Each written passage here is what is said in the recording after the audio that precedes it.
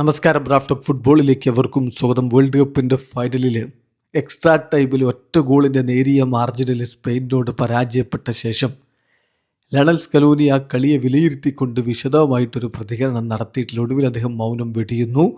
ഇതാ ആരാധകരോട് അദ്ദേഹം ഒരു മെസ്സേജ് കൊടുക്കുന്നു. ഇതാ സോഷ്യൽ മീഡിയയിലൂടെ സ്കലോനിയുടെ പ്രതികരണം. സാധാരണ അങ്ങനെ സോഷ്യൽ മീഡിയ ഉപയോഗിക്കാത്ത ആളാണ്. അദ്ദേഹത്തിൻ്റെ പ്രതികരണം വന്നിരിക്കുന്നു. അദ്ദേഹം കുറിക്കുന്നു: ദുഃഖവും സന്തോഷവും കരച്ചിലും പുഞ്ചിരിയും, ഉത്കണ്ഠയും സമാധാനവും പരിഭ്രാന്തിയും ശാന്തതയും തമ്മിൽ ഇടകലർന്ന തീവ്രമായ ഒരാഴ്ചയ്ക്ക് ശേഷം ചില വാക്കുകൾ കുറിക്കാനായി ഞാനിരിക്കുകയാണ്. എനിക്ക് സോഷ്യൽ മീഡിയ വലിയ താല്പര്യമില്ലെന്ന് നിങ്ങൾക്കറിയാമെങ്കിലും നിങ്ങളിലേക്ക് സന്ദേശമെത്തിക്കാൻ ഏറ്റവും അനുയോജ്യമായ മാധ്യമം ഇതായിരിക്കും എന്ന് ആമുഖമായി കുറിച്ചുകൊണ്ടാണ് ഇപ്പോൾ സ്കലോനി ഈ വാക്കുകൾ നമ്മുടെ മുന്നിലേക്ക് എത്തിക്കുന്നത്. I can sit down to write a few words, knowing full well that I am not much of for social media, but it might be best way to get this across to you എന്ന് പറഞ്ഞുകൊണ്ടാണ് ഈ ഒരു കുറിപ്പ്. എന്നിട്ട് അദ്ദേഹം പറയുന്നു, മറ്റൊരു trophy കൂടി കൊണ്ടുവരാൻ സാധിക്കാത്തതിലും ഏതാനും ദിവസത്തേക്കാണെങ്കിലും ജീവിതത്തിലെ എല്ലാ വിഷമങ്ങളും മറക്കാൻ സഹായിക്കുന്ന പുതിയൊരു സന്തോഷം നിങ്ങൾക്ക് നൽകാൻ കഴിയാത്തതിലും എനിക്ക് ഖേദമുണ്ട്. അതുമാത്രമേ എനിക്കിപ്പോൾ പറയാൻ കഴിയൂ. എന്നാൽ ഈ കളിക്കാരുടെ സംഘത്തെക്കുറിച്ചും എൻ്റെ ഭാര്യയോട് സംസാരിക്കുമ്പോൾ ഞാൻ ഇവരെക്കുറിച്ച് എൻ്റെ യോദ്ധാക്കളെന്നാണ് പറയുക.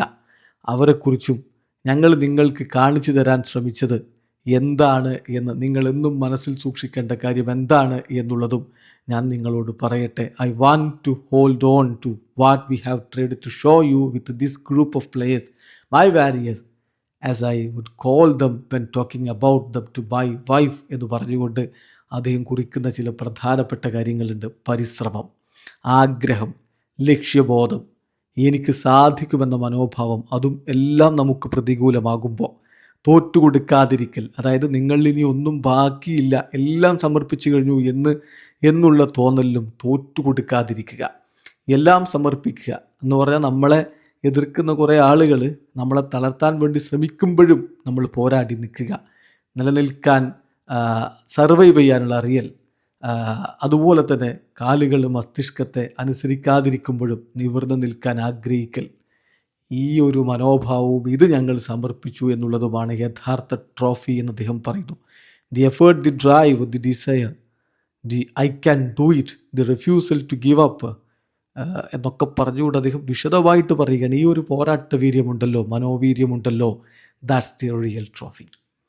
എന്നിട്ട് അദ്ദേഹം കുറിക്കുകയാണ് വീണ്ടും, എൻ്റെ കോച്ചിങ് സ്റ്റാഫിനോട്, കളിക്കാരോട്, AFA ജീവനക്കാരോട് ഞങ്ങൾ നന്നായിട്ട് കാര്യങ്ങൾ ചെയ്യുന്നുവെന്ന്, ഞങ്ങൾക്ക് സൗകര്യങ്ങൾ നന്നാവാൻ വേണ്ടി, അത് ഉറപ്പാക്കാൻ വേണ്ടി സൈലൻ്റായി പ്രവർത്തിച്ച എല്ലാവരോടും ലഭിച്ച സ്നേഹത്തിന് നിങ്ങളിൽ ഓരോരുത്തരോടും ഞാനിന്നും കടപ്പെട്ടിരിക്കുന്നു എന്ന് പറഞ്ഞുകൊണ്ടാണ് അദ്ദേഹം ആ ഒരു കുറിപ്പ് അവസാനിപ്പിക്കുന്നത്.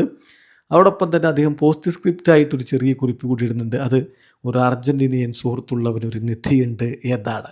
ഏതായാലും അദ്ദേഹം തുറന്നങ്ങ് പറയുന്നു, കഴിഞ്ഞില്ല, സാധിച്ചില്ല, അതിന് നിങ്ങളോട് ഞാൻ ഖേദം പ്രകടിപ്പിക്കുന്നു. പക്ഷേ ഈ ടീം നടത്തിയിട്ടുള്ള പോരാട്ട വീര്യം നിങ്ങൾ കാണാതെ പോകരുത്. വീഡിയോ അവസാനിക്കുന്നു. ഫുട്ബോൾ ലോകത്തെ കൂടുതൽ വിശേഷങ്ങളുമായി റാഫ് ടോക്സ് എത്താം.